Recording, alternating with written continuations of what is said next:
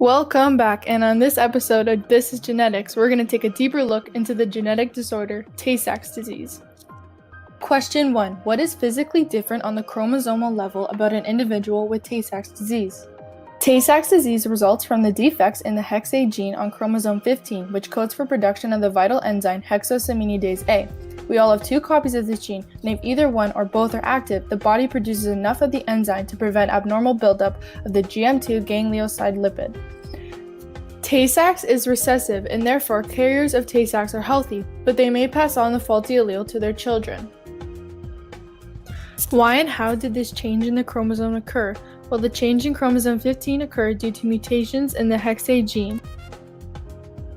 Question 2. Can Tay-Sachs disease be detected prenatally?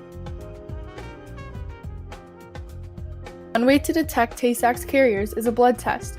Blood tests can be analyzed by either enzyme assay, which is a biochemical test that measures the level of hexosaminidase A in a person's blood, or DNA testing that looks for specific mutations or changes in the gene that codes for hexosaminidase A. If both parents are tested as carriers, they may want to consult with a genetic counselor for helping in deciding whether to conceive a child or whether to have the fetus tested for Tay-Sachs disease. Prenatal testing for Tay-Sachs can be performed around the 11th week of pregnancy using chorionic villi sampling. This is when a small piece of the placenta is removed for testing, although risks include miscarriage. Also, a fetus can be tested with amniocentesis around the 16th week of pregnancy. This is when a needle is used to remove and test a sample of the amniotic fluid that surrounds the baby. Tay-Sachs is not a common disease and is very rare in the general population. There is a 1 in 360 chance that a baby will be born in the general population with Tay-Sachs disease. Question 3. What are the physical and cognitive traits an individual with Tay-Sachs may have? Tay-Sachs disease results in a progressive destruction of the nervous system. The disease progressively destroys nerve cells called neurons in the brain and spinal cord. The absence of the enzyme hex A causes a fatty substance called GM2 ganglioside to accumulate abnormally in nerve cells, and the ongoing accumulation causes progressive damage to the cells. The most common form of this disease is infantile Tay-Sachs. The destructive process begins early in pregnancy. Yes, babies are born with this disease. However, infants with this disorder typically appear normal until the age of 3 to 6 months. Tay-Sachs is a progressive disease, and as a result, as the child grows older, the symptoms worsen. After 6 months, the baby's development starts to slow and their muscles used for movement start to weaken. They start to lose motor skills like turning over, crawling, and even sitting, and they develop exaggerated startled reaction to loud noises.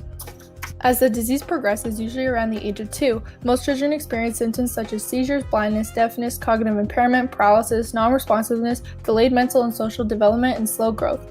By the time the child with Tay-Sachs is 3 or 4 years old, the nervous system is so badly damaged that the life expectancy of infantile Tay-Sachs is 4 to 5 years.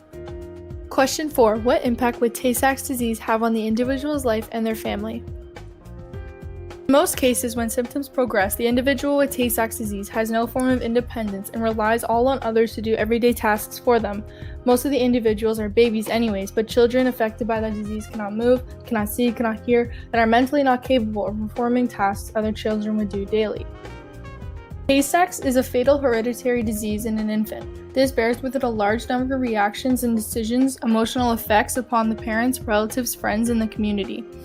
Overall, the family and individual affected by Tay-Sachs will not be able to live normal lives.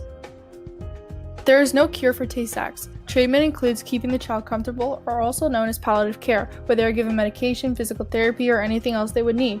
Emotional support for the family is also important and can include joining a support group, as taking care of a sick child can be emotionally challenging.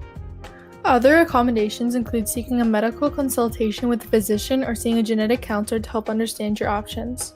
Question 5. Are there organizations that create and raise money and awareness for Tay-Sachs disease? The answer is yes. The National Tay-Sachs and Allied Diseases Association was founded in 1957 by a small group of parents with children affected by Tay-Sachs disease. The Day of Hope is an event held by the NTSAD and brings families and their communities together for one day every September. From California to England, this event is held. There is lots of food and many miles walked. $168,604 has been raised since the very first Day of Hope in 2011. Another event called the Annual Family Conference Day is said to be the cornerstone of the organization's exceptional family support services. This is their biggest event that raises the most awareness about genetic disorders and has raised $40,000 of donations and grants.